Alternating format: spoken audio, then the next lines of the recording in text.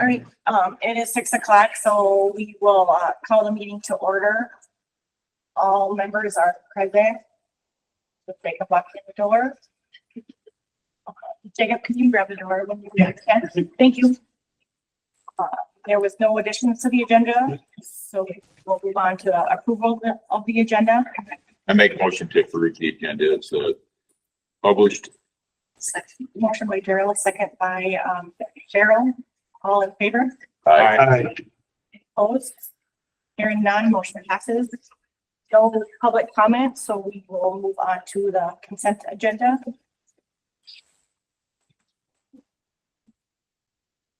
Cheryl, anything you'd like to highlight for those? No, more payments on our roofing, of course. That's an ongoing project. We must be nearing the end of the project for this year. The first phase was, the first phase was completed by June 30th. Now it's the add-on section, correct? This is a month that it's a really thin packet, so it didn't take long to look through the bills. Everything was pretty much cut and dried. Personnel wise, we have a few hires and resignations. Unfortunately, we've had a couple of late resignations, and so our building administration are working hard to get those filled. We have a choir position and a social worker, elementary counselor. So hopefully we can get those positions filled in the next few weeks here. Sometimes it's just a matter of finding the right people at the right time, and hopefully fingers crossed. And then I do anticipate we'll have a plan if those don't get filled, and we'll go from there. So otherwise, pretty straightforward on the consent agenda. Make motion to approve consent agenda. A second. Second by Gerald. All in favor? Aye. Any opposed? Hearing none, motion passes. Moving on to communication items. So administratively, just a quick little update of things that are happening through the district office this time of year. Every year I try to have a focus for our administrative team to really bring some professional development to them as well as the professional development that's brought to our district staff. But this year we're going to be working on the 6 types of working genius, which is really about understanding what our strengths are and as a team working together.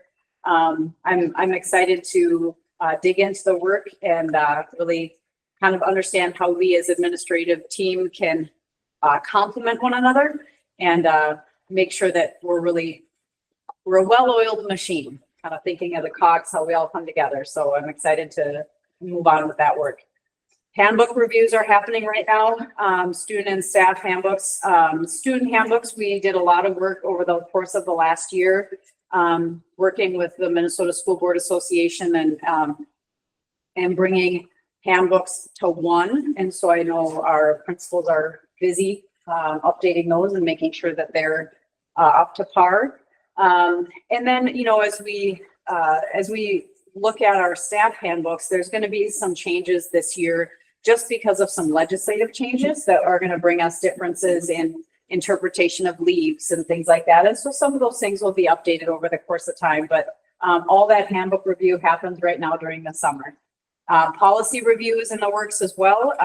When we have legislative wrap up, there's always changes to to policy. And so that's in the works. And then obviously, I guess, well, as you walked in, you probably saw the hallway filled with stuff as the building is getting cleaned and repairs are happening. So that's really just kind of the summer work that's happening. One thing I did want to just remind the board is, and community members for that member, typically we would have a closed session for a superintendent review. We had been doing them 2 times per year. This is the first July after the last in December. If you remember, the board determined to just use a check-in in July.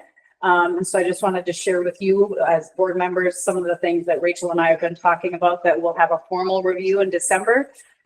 Communications, how the district and how I am communicating on behalf of the district and throughout the district, in addition to strategic planning, are a couple of the areas that that you as board members will see in December. But I don't know, Rachel, is there anything you would like to add to that to kind of formalize I guess bring the discussion just to when it comes to December, just knowing that these are work in progress. Obviously, some of the stuff isn't gonna be accomplished that for sure. At that point, just keep in mind it's a work in progress. So the strategic planning, you know, that won't begin until fall. Summer just didn't seem to be the best time to really draw people in and engage them in conversation. So it makes sense to look a little bit later in the fall. So I would stand for any questions that you have. Otherwise, those are things that are kind of happening right now in July that I have for you.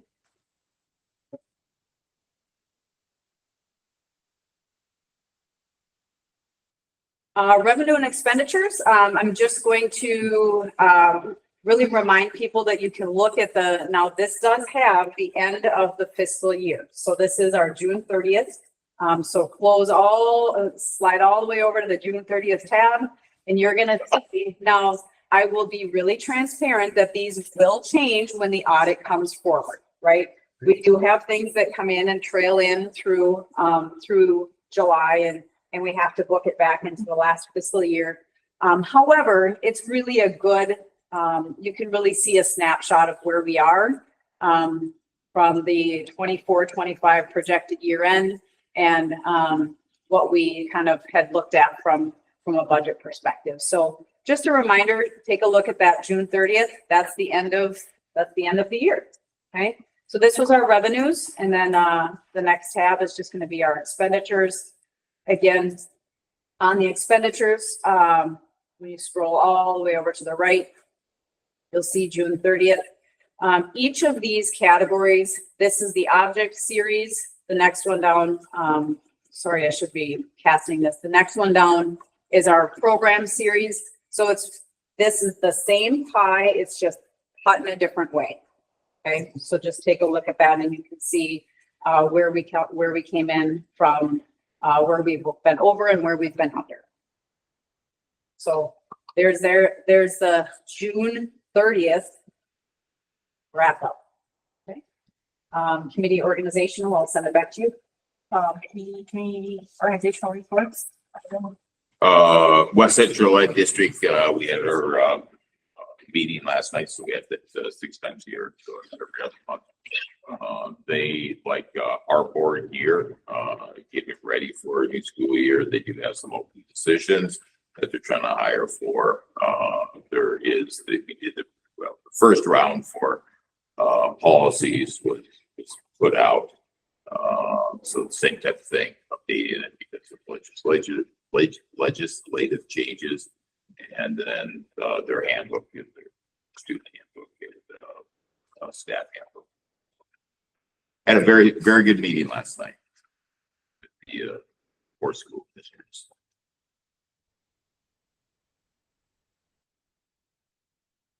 Besides negotiation progress. So,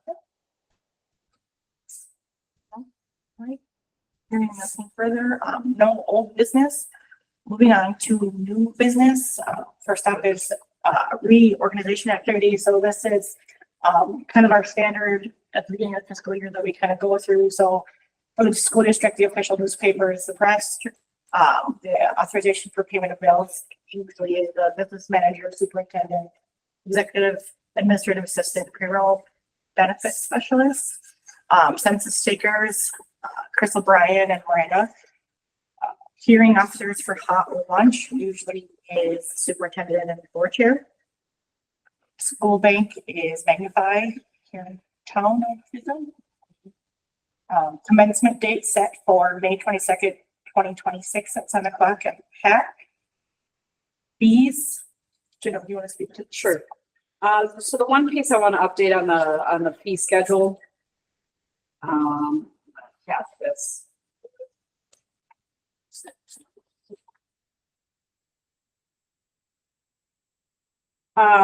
Very structurally similar with the exception of lunches. I do have a caveat in there that we have not received our federal lunch guidelines. When those come out, if we need to change them, I'll bring that recommendation back to the board. Again, every student receives a free breakfast and a free lunch. These prices are for adult lunches and a second meal. So if our high school kids come through and they want a second meal, they pay the full price, well, the full price of a lunch. So those may be changed, but I just wanted to let you know that if they don't, we'll keep it the same, okay? Also, I am recommending that the board increase the breakfast, lunch, and dinner school district meal allowance. Where this really comes into play is when we have, so if there are events where administration or board members are at a business meeting that they have to purchase a meal. But it's also really when our student activities are at a, I'll use like a state event is probably the most pertinent to when it applies. It's very difficult to get breakfast for $7.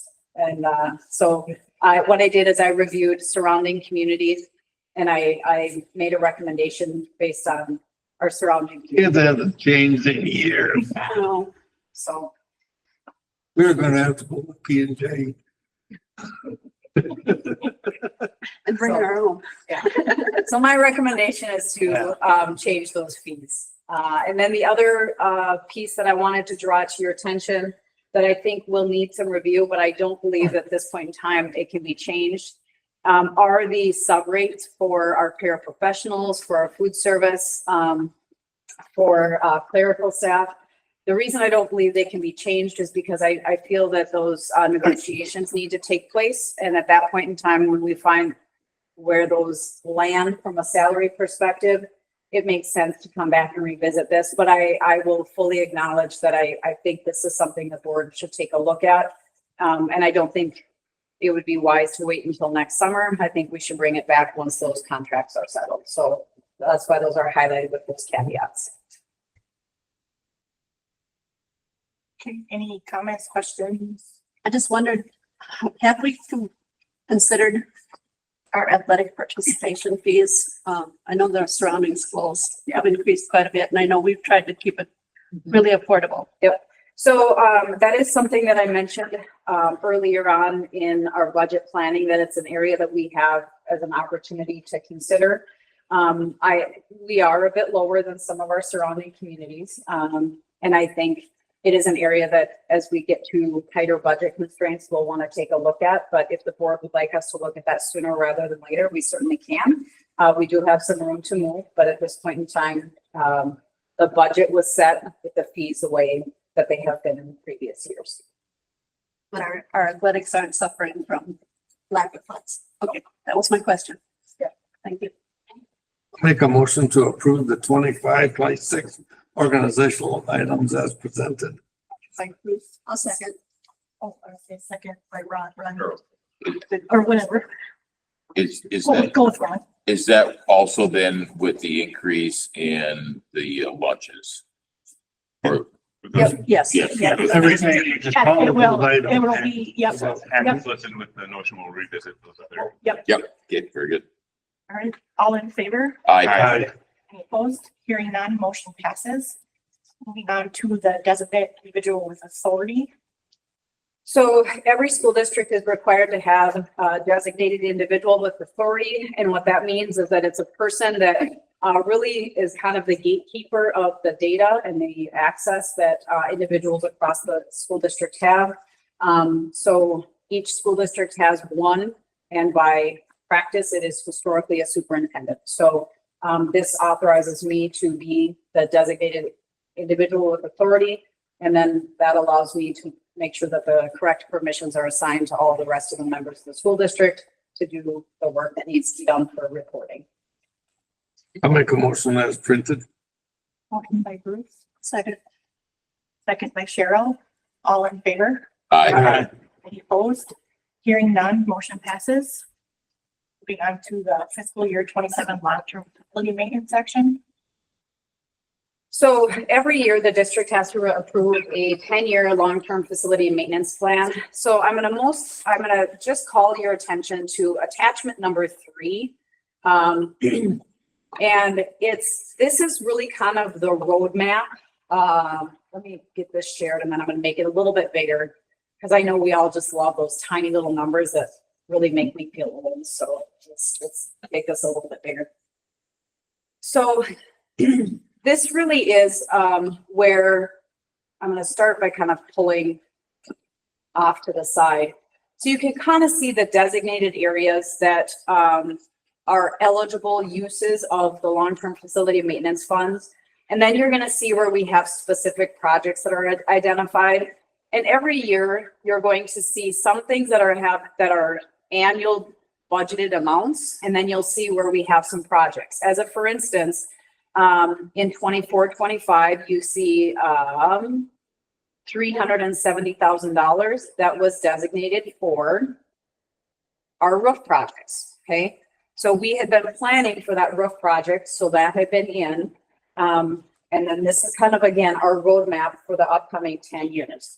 So the one piece that I do want to just kind of call to your attention is that this is a roadmap. And if something is not used, that doesn't mean it just gets reallocated somewhere else. So as we've been anticipating the softball complex, the football field, the track, you're going to see that these dollar amounts, if you look back at previous years, have been moving over. And what that is allowing us to do is to save money so that if you look a little bit further on, and I'm going to come over to the 27-28 school year. I'm going to come to the next page. So 26, 27, 27, 28. If all of these projects are done in the exact timeline that we have them proposed, we would have to cash flow $250,000. Now, again, I think strategically, we've historically been able to save some funds and make those happen over the course of time. So from a plan perspective, I'm not at all uncomfortable with the way that it's laid out in the recommendation for the board to approve this plan. But I do want to just be really clear that if something doesn't happen in the exact year it's slated, we just continue to move it forward so that those funds are designated for those projects. Okay. The other documents that you're going to see are the formal resolutions. And it's also spelled out in the agenda as well. But there is a resolution for adopting the long-term facility maintenance 10-year plan.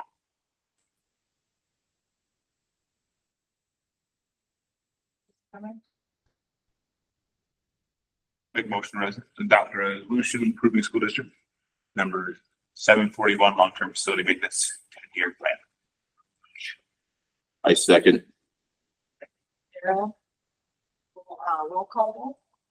Bruce? Aye. Cheryl? Aye. Rachel? Aye. Thomas? Aye. Cheryl? Aye. Ron? Aye. Aye. Carries. Moving to the upcoming meeting schedule. The only meeting I want to call to your attention is August 11th, and that's bolded because that's a Monday. So the Tuesday is township election days, and so August 11th is a Monday. So we'll call that to your attention. Anything? Okay. Being looking for a motion. Make motion. I'll second. Motion by Bruce, second by Jacob. All in favor? Aye. Any opposed? Hearing none, motion carries.